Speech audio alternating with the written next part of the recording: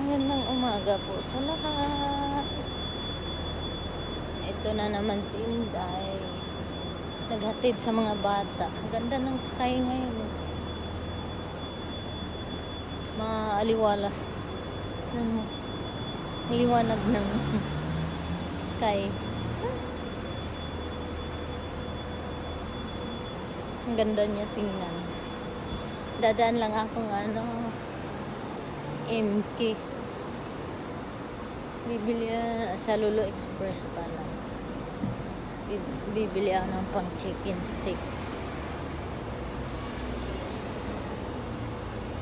Kasi mag chicken stick na lang ako ngayon. Nag-beef kami kagabi. Tapos ito, mga nakaraang araw puro seafoods.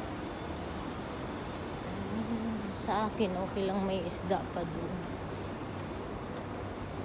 Sa kanila yung chicken stick. Ganda ng panahon ngayon. Hindi na siya ganun kalamig at hindi rin siya ganun kainit. Sa tanghali lang medyo mainit na, pero pagka umaga at saka sa gabi medyo malamig pa rin. Tatawid na ako at ibababa ko na ito. Happy Wednesday mga followers and friends. Tatawid ako medyo mabilis magpatakbo itong mga sasakyan dito. Bye muna.